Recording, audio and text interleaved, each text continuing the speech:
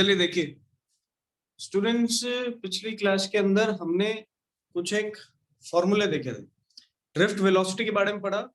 Drift velocity के बाद हमने ये देखा कि करंट और ड्रिफ्ट वेलोसिटी के बीच में क्या रिलेशन होता है। इसको बहुत अच्छे से अपन ने देखा। आज यहीं से अपने कोर्स को आगे बढ़ाते हैं और जो कुछ भी पढ़ चुके थे पिछली क्लास में उसको एक बार लिख लेते हैं।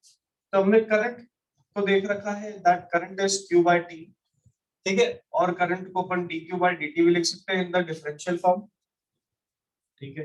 इसके बाद हम जानते हैं v is equal to IR, और यहां से हमने एक और चीज बनाई थी that J is equal to sigma E, ठीक है।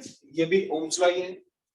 यहां से हमने एक इक्वेशन बनाई R is equal to rho L by A, ठीक है। R is equal to rho L by A, और ये रेजिस्टेंस का फार्मूला हो गया।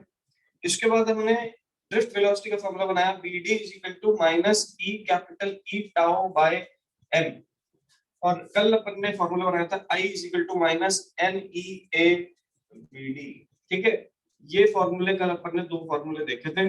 सबको यहाँ तक क्लियर है? एक बार हैंड रेज कर लो अगर सबको यहाँ तक क्लियर है।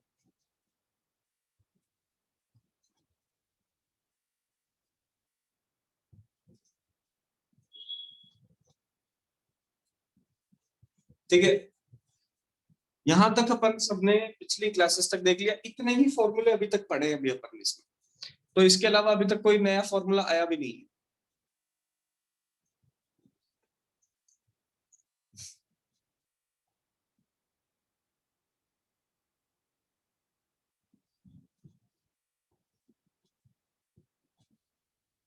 चलो, तो ये तो बात हो गई भी।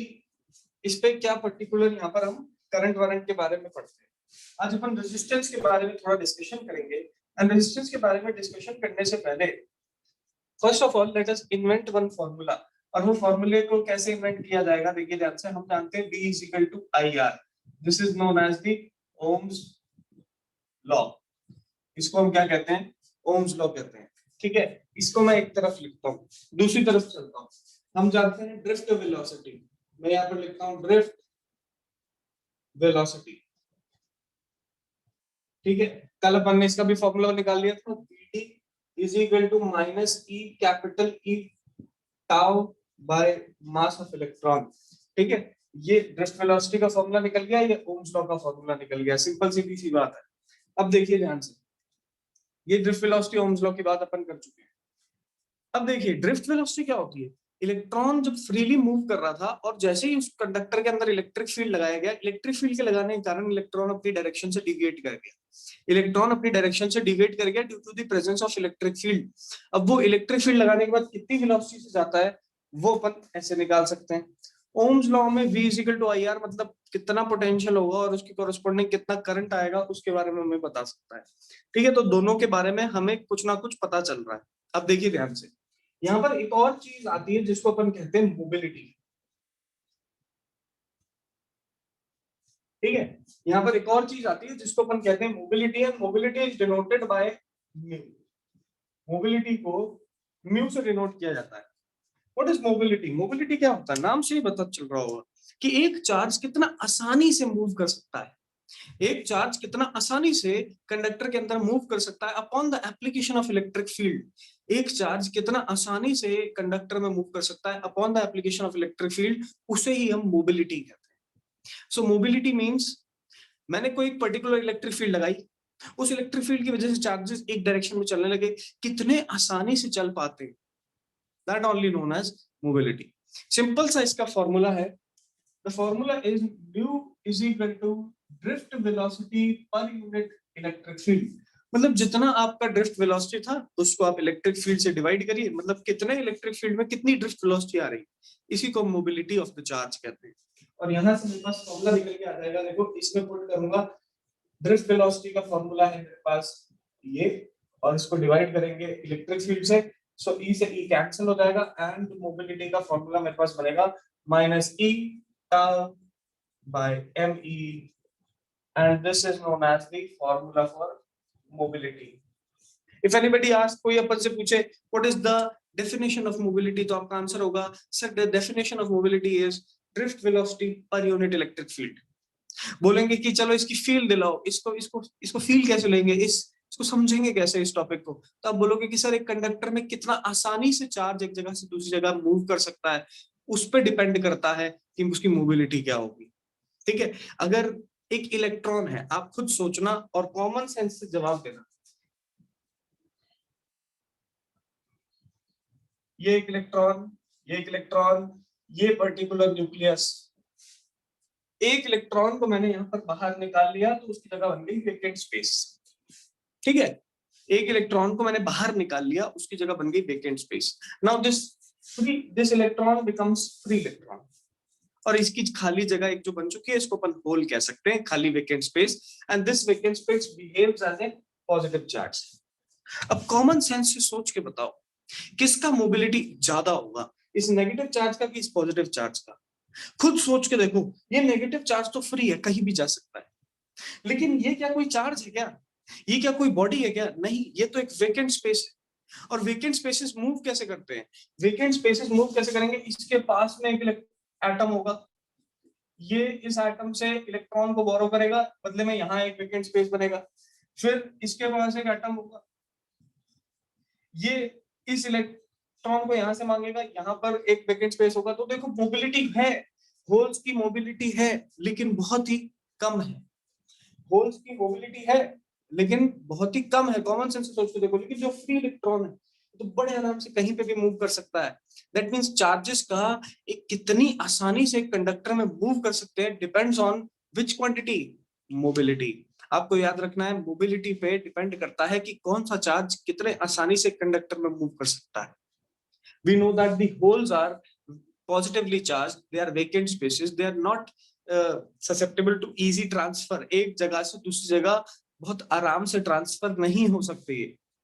ठीक है, आप ध्यान से देखिए, अगर इस होल को यहां से आना है तो ये यहां से इलेक्ट्रॉन को बोरो करेगा, ये वाली जगह को फिल करेगा और यहाँ पर वैकेंट बनाएगा, फिर यहां से उसको यहाँ जाना है तो यहाँ से इलेक्ट्रॉन को बोरो करेगा, यहाँ वाली स्पेस को फिल करेगा, दूसरी जगह पहुंचेगा। आप देख पा रहे हैं कि हर जगह पे इलेक्ट्रॉन जो है वो बोरो करता है, ये फिर आगे होल ट्रेवल करता है। दैट मींस एक ज्यादा टाइम लगेगा, इसको मोबिलिटी इसकी कम रही। Electron on the other hand एकदम फ्री, इलेक्ट्रिक फील्ड लगाया, चलना शुरू कर दिया, तो किसकी मोबिलिटी ज्यादा, मैं आपसे पूछना चाहूंगा। अगर कितने बच्चों को ऐसा लगता है इलेक्ट्रॉन की मोबिलिटी यहां पर ज्यादा होगी, हैंड रेस करके बताओगे फटाफट। कॉमन सेंस का क्वेश्चन है ये, मुझे पता चल जाएगा कितने बच्चे ध्यान दे रहे हैं क्लास के अंदर।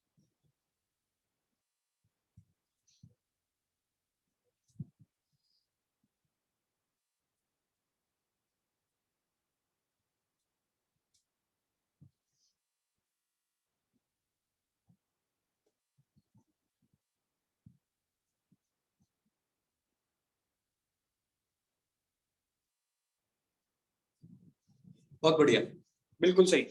Electrons will have the higher mobility inside a conductor as if compared with holes. Holes से अगर कंपेयर करें, वेकेंट स्पेसेस से अगर कंपेयर करें, तो इलेक्ट्रॉन की मोबिलिटी ज्यादा रहती है, होल्स की मोबिलिटी कम रहती है। इसका यूज यहां नहीं करेंगे बेटा, इसका यूज करेंगे सीधा सेमीकंडक्टर चैप्टर में, जब एलईडी वगैरह ये सब पढ़ रहे होंगे। ठीक है, वहां पर हम जब पढ़ेंगे हम देखेंगे कि जो होल्स और इलेक्ट्रॉन्स और ये सारी चीजें हैं, इनका मोबिलिटी का बहुत फर्क पड़ता है एक सेमीकंडक्टर के अंदर। आप जो light emitting diode, LED TVs वगैरह इन सबको देखते हो तो वहां पर इन होल्स और इलेक्ट्रॉन्स को बहुत ज्यादा इंपैक्ट पड़ता है, और उसी की वजह से हमारे सामने जो कलर पिक्चर आती है वो दिखती है। उसका क्या मैकेनिज्म रहता है वो हम स्टडी करेंगे वहां पर, लेकिन अभी सिर्फ इतना ध्यान रखो, एक कंडक्टर में कितनी आसानी से चार्जेस मूव कर सकते हैं उसको कहा जाता है मोबिलिटी, जिसका formula mu is equal to VD by ई।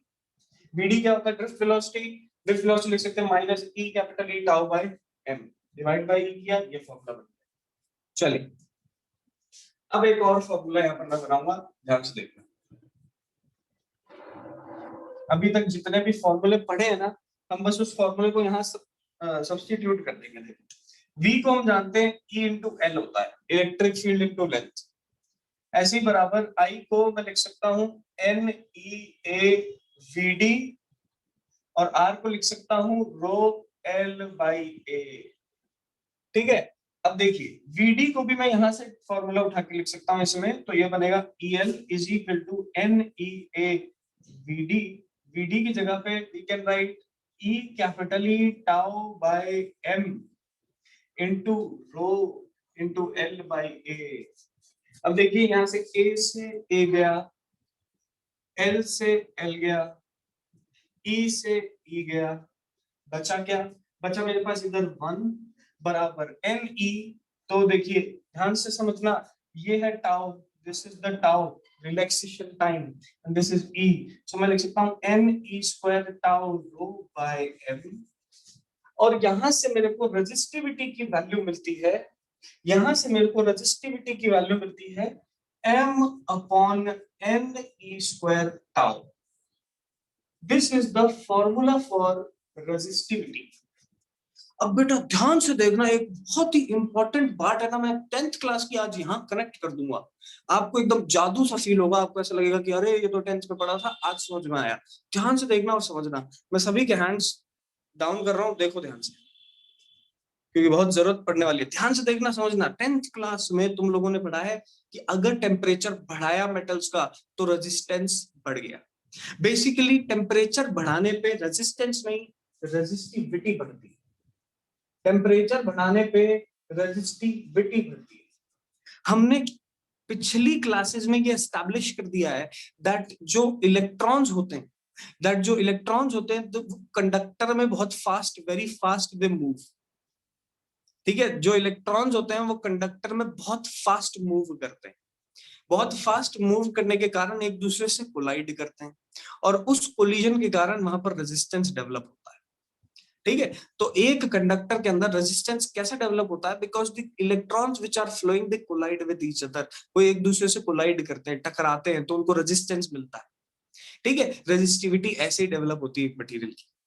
लेकिन अब आप टेम्परेचर बढ़ा दोगे, एक गैस का टेम्परेचर बढ़ाते हो, तो जो पार्टिकल पहले धीरे धीरे चल रहा था वही पार्टिकल तेज तेज तेज तेज चलेगा। जो पार्टिकल पहले धीरे धीरे धीरे धीरे चल रहा था, वही पार्टिकल तेज तेज चलेगा। जब वो तेज तेज चलेगा, that means if we increase the temperature, the velocity of electrons increases। क्यों? क्योंकि गैस की तरह बिहेव करता है इलेक्ट्रॉन। आपने टेम्परेचर बढ़ाया तो इलेक्ट्रॉन की मूवमेंट की वेलोसिटी भी बढ़ गई। इसका मतलब अब वो मोर फ्रीक्वेंट कोलिजन्स करेगा। पहले अगर एक सेकंड में 10 कोलिजन करता था, अब वो एक सेकंड में 50 कोलिजन करेगा। ज्यादा फ्रीक्वेंट कोलिजन्स कर रहा है। जितना ज्यादा फ्रीक्वेंट कोलिजन्स करेगा, उसका रिलैक्सेशन टाइम क्या होता है? दो कोलिजन्स के बीच का टाइम। ये रिलैक्सेशन टाइम कम हो जाएगा।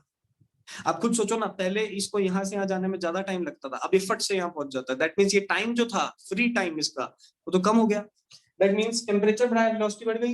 वेलोसिटी बढ़ गई तो इसके मोर फ्रीक्वेंट कोलिजन हो गए। मोर फ्रीक्वेंट कोलिजन होने के कारण अब ये बोल सकते हैं यहां पर रिलैक्सेशन टाइम डिक्रीज हो गया। तो रिलैक्सेशन टाइम डिक्रीज हो गया, और देखो अगर रिलैक्सेशन टाइम डिक्रीज हो जाता है तो रेजिस्टिविटी इंक्रीज हो जाती है। अब आप देख पा रहे हैं, अगर रिलैक्सेशन टाइम डिक्रीज होता है, क्योंकि रेजिस्टिविटी इनवर्सली प्रोपोर्शनल है ना इस फॉर्मूले के अकॉर्डिंग। अगर रिलैक्सेशन टाइम डिक्रीज होता है तो रेजिस्टिविटी इंक्रीज हो जाती है। और यही चीज आप 10th क्लास में डायरेक्टली याद करते हो। 10th क्लास में आप इस चीज को रट लेते हो कि सर टेम्परेचर बढ़ाया तो रेजिस्टेंस बढ़ गया। क्यों बढ़ा? कोई रीजन नहीं बताता। उसका रीजन ये, ठीक है, उसका रीजन क्या है? इलेक्ट्रॉन जो है वो रैंडमली मूव कर रहे हैं। टेम्परेचर बढ़ाओगे तो उनका मूवमेंट फास्ट हो जाएगा, वेलोसिटी तेज हो जाएगी। वेलोसिटी तेज होने के कारण वो मोर फ्रीक्वेंट कोलिजन्स करेंगे, और मोर फ्रीक्वेंट कोलिजन्स करने के साथ उनका जो रिलैक्सेशन टाइम है वो कम हो जाएगा। अगर कम हो गया तो रेजिस्टिविटी बढ़ गई। ये बहुत ही इंपॉर्टेंट रिलेशन है बेटा, 2 मार्क्स के अंदर बोर्ड के अंदर पूछा जाता है।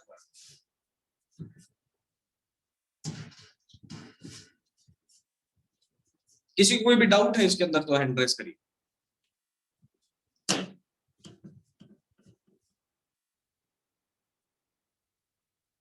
If there is any doubt, then raise your hands.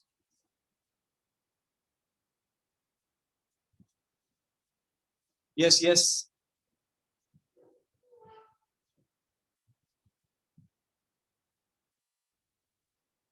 सबको अगर ये चीज क्लियर हुई है तो एक बार हैंड रेस करके बताओ मुझे। ये बहुत इंपॉर्टेंट है, 10th क्लास में पढ़ते थे, उसी को यहाँ कनेक्ट किया है। 10th क्लास में कुछ भी नहीं पढ़ते थे, ऐसा समझ लो 10th क्लास ऐसी एवं ही थी। अब समझ में आ रहा होगा कि अच्छा सर टेम्परेचर बढ़ाएंगे तो वेलोसिटी बढ़ेगी, वेलोसिटी बढ़ेगी तो कोलिजन बढ़ेंगे, कोलिजन बढ़ेंगे तो टाइम घट जाएगा, टाइम घट गया तो रेजिस्टिविटी बढ़ गई। दिख रहा है फॉर्मूले से, देखो कितना इंपॉर्टेंट फॉर्मूला है ये। ठीक है, कंडक्टर्स की बात हो रही है, this is only for conductors, क्योंकि टेम्परेचर बढ़ाने पे रेजिस्टिविटी कंडक्टर्स की ही बढ़ती है, बाकी और मटेरियल्स जो होते हैं उनके साथ कुछ अलग अलग काम हो रहा होता है। अभी सिर्फ हमें इतना याद रखना है, we are talking about only conductors, चाहे मेटल्स हो सकते हैं, कॉपर हो सकता है, एल्यूमिनियम हो सकता है, गोल्ड हो सकता है, ये सब चीज की बात कर रहा हूँ। ठीक है, तो इस फॉर्मूले को उठा के मैं साइड में लिख देता हूँ, बाकी मैं रब कर देता हूँ।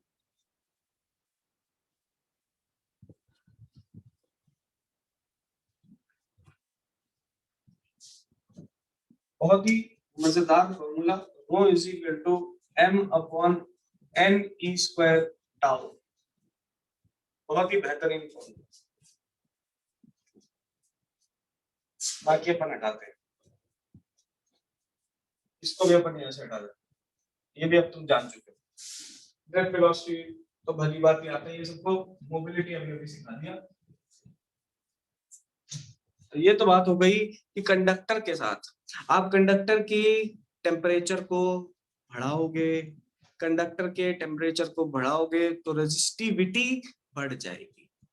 अब रेजिस्टिविटी किस तरीके से बढ़ती है उसका एक फॉर्मूला आता है मेरे पास। अगर आपने 10th क्लास के अंदर इलेक्ट्रिसिटी चैप्टर पढ़ते समय अगर आपने कोई रिफ्रेशर्स वगैरह यूज करी हो तो आपने ये फॉर्मूला देखा जरूर होगा, हालांकि इसका कोई यूज 10th क्लास में नहीं आता था, आज हम इसका यूज समझेंगे।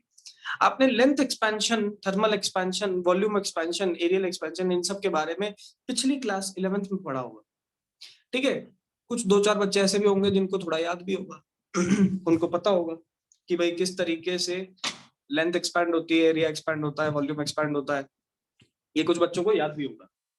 तो उसका एक बार मैं फॉर्मूला लिखना चाहता हूँ कि जो लेंथ एक्सपेंशन के बाद फॉर्मूला आता है that is L0 1 plus alpha delta T. ये एक फॉर्मूला आपको लेंथ एक्सपैंड होने के बाद दिखता है। ठीक है, ये आपने पढ़ा हुआ है, कब पढ़ा? 11th क्लास में पढ़ा। जैसे ही आप टेम्परेचर बढ़ाते हो तो लेंथ बढ़ जाती है, लेंथ बढ़ जाती है तो क्या हो गया हमारा पर्टिकुलर, इसका कुछ ना कुछ नई लेंथ आ गई, और वो नई लेंथ कैसे निकालेंगे? L is equal to L naught bracket में 1 प्लस एल्फा डेल्टा टी। ये आप कहीं ना कहीं फॉर्मूला पढ़ा होगा। ऐसे ही टेम्परेचर बढ़ाने पे, एक बॉडी का टेम्परेचर, एक कंडक्टर का टेम्परेचर बढ़ाने पे कितना उसका रेजिस्टिविटी इंक्रीज कर जाता है, इसका भी एक फॉर्मूला होता है हमारे पास। कितना उसका रेजिस्टिविटी इंक्रीज कर जाता है, इसका भी एक फॉर्मूला होता है हमारे पास। ध्यान से देखिए कैसे करेंगे। Resistivity of body at any temperature will be equal to resistivity at room temperature bracket में 1 plus alpha T minus T not. अब ध्यान से देखना और समझना ये फॉर्मूला क्या कह रहा है। इसमें रो टी जो है ये है रेजिस्टिविटी कंडक्टर की किसी भी मटेरियल। ठीक है, इसको लिख सकते हैं रेजिस्टिविटी एट टी टेम्परेचर। ठीक है, रो नॉट क्या है? Resistivity at T not temperature. ठीक है, एल्फा क्या है? एल्फा है thermal coefficient of resistivity, thermal coefficient of resistivity. ठीक है, ये तीन चीज आपको याद रखनी है। एंड ये टी माइनस टी नॉट क्या है? तो टेम्परेचर डिफरेंस, और क्लियरली इसमें पता चलता है that this T is greater than T naught. ये तीन चीजें आपको ध्यान रखनी है। देखिए रो टी क्या बता रहा है? Resistivity at any given temperature, किसी भी गिवन टेम्परेचर पे अगर बॉडी की रेजिस्टिविटी मुझे कैलकुलेट करनी है तो उसको कैलकुलेट करने का ये फॉर्मूला मेरे पास आता है। इसमें रो नॉट क्या हुआ? इनिशियल टेम्परेचर पर जो रेजिस्टिविटी थी वो रो नॉट है, 1 तो कांस्टेंट है, एल्फा क्या है? थर्मल कोफिशिएंट ऑफ रेजिस्टिविटी जो कि हमेशा क्वेश्चन में दे रखी होगी। इसकी जो यूनिट होती है वो होती है डेल्टा, डिग्री सेल्सियस या फिर डिग्री फ़ारेनहाइट या केल्विन में इसकी यूनिट होगी। ठीक है, किसके अंदर? Degree Celsius inverse, degree Fahrenheit inverse and kelvin inverse, इस तरीके का यूनिट इसका होता है अल्फा का। एग्जैक्ट सेम फॉर्मूला अगर आप ध्यान से देखें, यहाँ डेल्टा टी है, डेल्टा टी को हम यही लिख सकते हैं ना, अल्फा को अल्फा ही लिख सकते हैं, 1 को 1, जहां एल नॉट था वहां रो नॉट कर दिया, और जहां एल है वहां पर रो टी कर दिया। Exact same formula. इसका डेरिवेशन हमारे कोर्स में नहीं है, इस फॉर्मूले का यूज हमारे कोर्स में है। इसका डेरिवेशन हमारे कोर्स में नहीं है, इसका यूज हमारे कोर्स में है। एक और चीज ध्यान से देखिए, इसी सेम फॉर्मूले को थोड़ा सा चेंज करा जा सकता है। हम जानते हैं that the resistance of a conductor is also depending upon its resistivity। तो ये सेम फॉर्मूला रेजिस्टेंस के लिए भी एप्लीकेबल होता है, RT is equal to R naught 1 plus alpha delta T। ठीक है, तो ये सेम फॉर्मूला रेजिस्टेंस के लिए भी अप्लाइड होता है। कभी कभार मैं रेजिस्टेंस के लिए भी लगा दूंगा, आप सोचोगे कि सर ये कैसे लगा दिया, आपने कहां से लाए? याद रखना, लगाया जा सकता है। क्यों? क्योंकि rho is equal to R A by L. ये आर ए बाय एल इधर भी पुट करूंगा, इधर भी पुट करूंगा, तो ए से ये कैंसिल हो जाएगा, आर से आर कैंसिल हो जाएगा। ठीक है, एल से एल कैंसिल हो जाएगा और आर में रिलेशन आ जाएगा मेरे पास। कुछ नहीं किया, ये वाला फॉर्मूला उठा के यहाँ पुट किया है, आर में रिलेशन आ जाएगा मेरे पास। याद रखना है। ठीक है, तो ये दोनों के लिए एप्लीकेबल है। This is not only applicable for resistivity only, it is also applicable for resistance।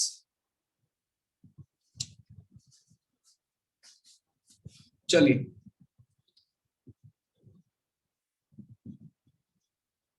बताइए बेटा, क्लियर है कि नहीं?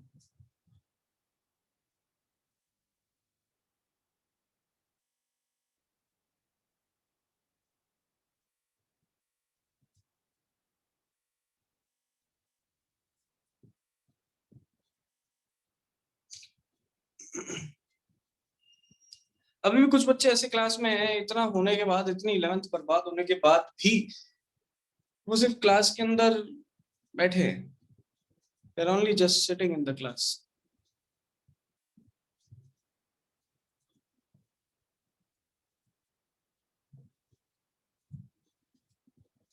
एंड सुनने के बाद भी they are not raising their hands, इसका मतलब क्लास को जस्ट खोल के रखा होगा। आप लोग इस चीज का ध्यान रखें कि सीबीएसई बोर्ड में मार्क्स लाना आसान बात नहीं है। ये 10th क्लास नहीं है, आप 1 महीना पढ़ के या 2 महीने पढ़ के पूरा नहीं कर पाएंगे, क्योंकि 10th क्लास बहुत आसान थी। अगर आप देख पाए तो, अगर आपके ऑब्जर्वेशन स्किल्स हैं तो आप ये देख सकते हैं that 10th class was very easy. 5 he physics के चैप्टर थे। अभी तक 11th में 15 आ चुके हैं और 12th में तीसरा चल रहा है, ऐसे ही 15 और हैं। तो 15-15 30 चैप्टर तो फिजिक्स ही हुए। अगर सोचते हो कि 1 महीने में हो जाएगा तो बहुत गलत सोचते हो।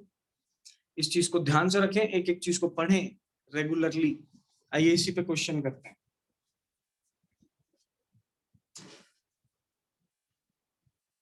इसी फॉर्मूले पे let us do one question.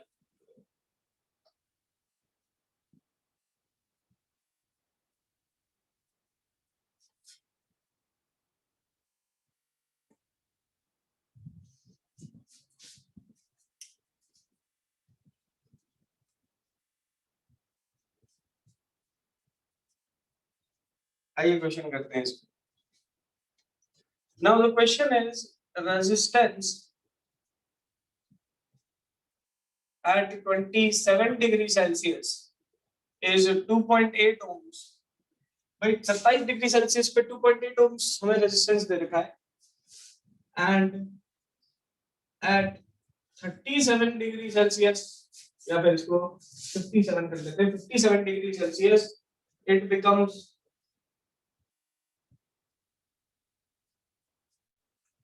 3.2 ohms। 3.2 ohms। तो सब calculate the value of alpha। हमें अल्फा की वैल्यू कैलकुलेट करने को बोल रहा है। जो घर पे सॉल्व कर सकता है बिल्कुल करिए, कोई दिक्कत नहीं। अब आप ध्यान से देखो यहाँ पर क्या हो रहा है। बोल रहा है 27 डिग्री टेम्परेचर पे 2.8 ओम्स हमारे पास क्या था, रेजिस्टेंस था।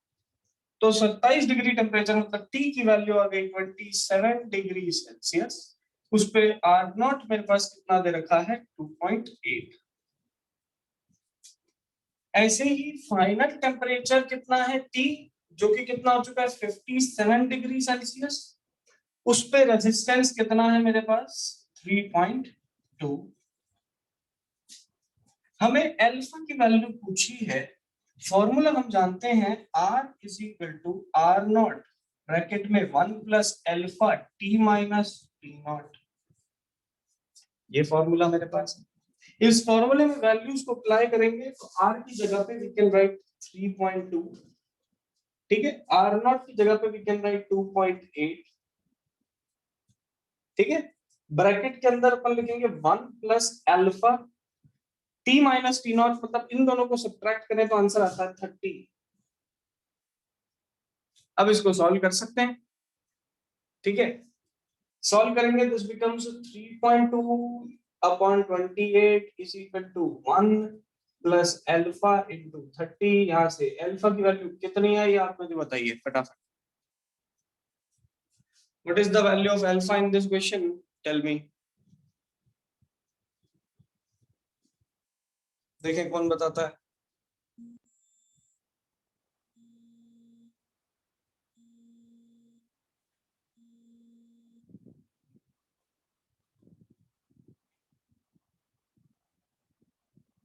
ये शोएब, गुड मॉर्निंग सर।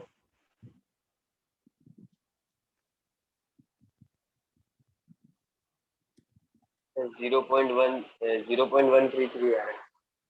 बताओ बेटा क्या कह रहे हो। 0.133 0.18 133 सर। 133, ओके। ये आ जाएगा डिग्री सेल्सियस इनवर्स, क्योंकि हमारा टेम्परेचर डिग्री सेल्सियस में था तो इसको भी लिख सकते हैं डिग्री सेल्सियस इनवर्स। ये अल्फा की वैल्यू आ जाती है। इस टाइप के क्वेश्चंस न्यूमेरिकल्स बोर्ड में देखने को मिलते हैं। एनसीईआरटी के अंदर क्वेश्चन नंबर 3 से लेके क्वेश्चन नंबर 7 तक एनसीईआरटी के सारे इन पे ही बेस्ड है। क्वेश्चन नंबर 3 से लेके क्वेश्चन नंबर 7 तक जितने भी क्वेश्चन है तक all the questions are based upon this phenomenon। ये रखी रेजिस्टेंस बढ़ाने, टेम्परेचर बढ़ाने पे रेजिस्टिविटी के साथ क्या होता है, ठीक है। इसी फॉर्मूले पे बेस्ड है, यही जो फॉर्मूला पढ़ा है ना यहाँ पर, इस फॉर्मूले पे बेस्ड है सारे क्वेश्चंस। कौन से 3 से, क्वेश्चन नंबर 3 से लेके क्वेश्चन नंबर 7, क्या हो सकता है क्वेश्चन नंबर 4 से, 4 से लेके, यस 4 से लेके, 3 से नहीं। क्वेश्चन नंबर 4 से 7 तक सारे क्वेश्चन इसी पे बेस्ड है। कल उन क्वेश्चंस को क्लास में डिस्कस कराऊंगा, कल उन क्वेश्चंस को क्लास में डिस्कस कराऊंगा। तो इसलिए मैं चाहता हूं आप लोग आज घर पे ये 4 to 7 सॉल्व करिए, ये आज आपका होमवर्क रहेगा, ठीक है। कुछ नहीं है, 4 5 6 7 4 क्वेश्चन है हमारे पास। इन 4 क्वेश्चंस को सॉल्व करना है। फॉर्मूला इज जस्ट वन, कौन सा, r is equal to R naught 1 plus alpha delta T.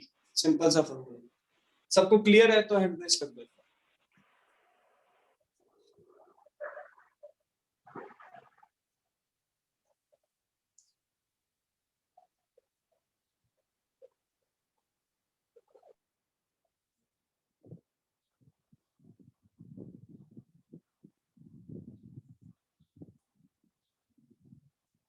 चलिए सिंपल सा तरीका।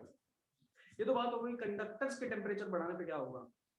कंडक्टर्स का अगर टेम्परेचर बढ़ाऊंगा तो क्या होगा वो हम बात कर चुके हैं। अब इसके बाद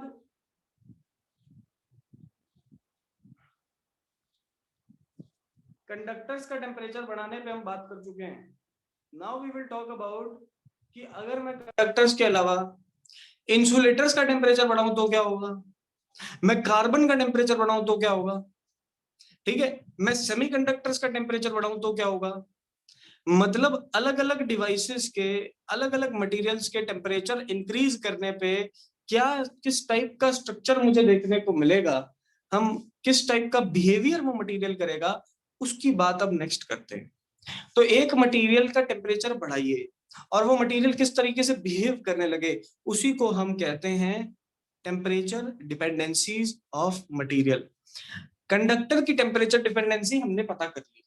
कंडक्टर में टेम्परेचर के साथ क्या हो रहा है, टेम्परेचर बढ़ाओ तो इलेक्ट्रॉन मूव कर रहा है फास्ट, फास्ट इलेक्ट्रॉन मूव करने के कारण ज्यादा कोलाइड कर रहा है, ज्यादा कोलाइड करने के कारण उसका जो रिलैक्सेशन टाइम है वो कम हो जा रहा है और रेजिस्टिविटी बढ़ जा रही है। ये चीज हम कंडक्टर के साथ देख सकते हैं।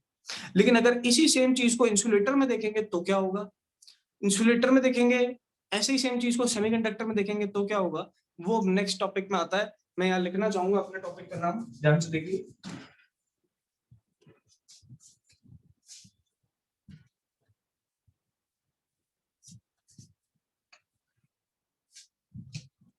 So next topic is temperature dependency of materials.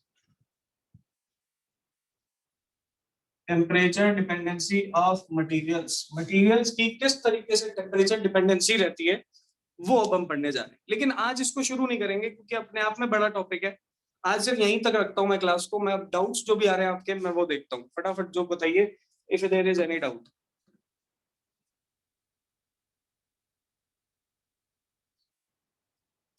यश सिंह बताओ। सर जो आंसर है लास्ट क्वेश्चन का वो गलत है। गलत है क्या, क्या आंसर आ रहा था? Sir 0.00476। 0.00476 yes sir. Degree Celsius inverse. Yes sir. चलो ठीक है, ओके, वेरी गुड, बहुत बढ़िया। इसका मतलब रेगुलर तुम काम कर रहे हो, बहुत अच्छी बात है, वेरी गुड। Yes, next. हाँ भाई, कुणाल ढाका, क्या यस सर, डाउट है मैं तेरे को? यही बता रहा था सर। यही बता रहा था क्या? Okay, very good, yes sir. चलो ओके, बहुत बढ़िया। और कौन है? Dipendra Singh. Yes Dipendra. Sir notes कब तक भेजोगे? बेटा नोट्स एक बार सिग्निफिकेंट अमाउंट ऑफ हो जाए, वैसे आज मिल जाएंगे आपको। सिग्निफिकेंट अमाउंट ऑफ कोर्स आज हो गया है, आज अपन ने 20% के करीब चैप्टर पढ़ लिया है, ठीक है। और मैं नहीं मानता इसमें कुछ मुश्किल लग रहा है क्या दीपेंद्र, बताना चैप्टर के अंदर नहीं, कुछ मुश्किल तो कुछ नहीं है। बहुत आसान चैप्टर है। और मैं तुम्हें आज बता दूं 6 से 7 नंबर मिलेंगे बोर्ड के अंदर इस चैप्टर से। 6 to 7 मार्क्स का डिस्ट्रीब्यूशन इस चैप्टर से है। बहुत ही इजी चैप्टर है, मजा आ जाएगा इस चैप्टर के। V इक्वल टू IR तो सब जानते ही। चलिए आज मिल जाएंगे नोट्स आप। Okay sir. ठीक है, एनी अदर डाउट? हाँ भाई, Kundan Sukhadia. Morning sir. Good morning. Sir मुझे कल वाले टॉपिक में सर वो पूछना था, चार्ज डेंसिटी करवाया था ना सर आपने? हाँ जी। सर उसमें वो करंट का फॉर्मूला सर नेगेटिव साइन आया था ना सर, वो बता दो सर, मेरे वो वीडियो अटक रही थी कल। नेगेटिव साइन क्यों आता है? बिकॉज ये कंडक्टर है, इसमें ये रही इलेक्ट्रिक फील्ड। देखिए यहाँ पॉजिटिव बना, पॉजिटिव से कनेक्ट करके, ये नेगेटिव बना, नेगेटिव से कनेक्ट करके, ठीक है। इलेक्ट्रिक फील्ड बनी ऐसी, इलेक्ट्रॉन गया ऐसे, ठीक है। इलेक्ट्रॉन इस डायरेक्शन में जा रहा है, क्यों? इलेक्ट्रॉन तो पॉजिटिव की तरफ ही जाएगा ना, ठीक है। अब ध्यान से देखिए, इलेक्ट्रॉन जा रहा है इस तरफ। हम जानते हैं करंट का फॉर्मूला हमने बनाया -NeA/VD। VD क्या है? Drift velocity. किसकी? इलेक्ट्रॉन की। तो वेलोसिटी ऑफ इलेक्ट्रॉन तो इधर है, लेकिन हम जानते हैं करंट की डायरेक्शन क्या होती है? पॉजिटिव टर्मिनल से नेगेटिव टर्मिनल की तरफ। तो पॉजिटिव टू नेगेटिव इलेक्ट्रॉन जाता, सॉरी करंट जाता है, लेकिन इलेक्ट्रॉन तो इसकी उल्टी डायरेक्शन में है ना। तो direction of velocity of electron is in the opposite direction of current. यही यहाँ पर नेगेटिव साइन से अपन डिनोट कर रहे हैं। तो negative sign denotes that the velocity of electron is in the opposite direction of that of current, बस और कुछ नहीं है नेगेटिव साइन का। क्लियर हो गया है तो हैंड डाउन कर लो। चलो बढ़िया है। चलिए, तो आज की क्लास अपन ने देख लिया है कि टेम्परेचर डिपेंडेंसी कंडक्टर की क्या रहती है। अगली क्लासेस के अंदर हम टेम्परेचर डिपेंडेंसी अगले और मटेरियल्स के लिए देखेंगे। उसमें कौन कौन से आ सकते हैं? उसमें आ सकता है इंसुलेटर,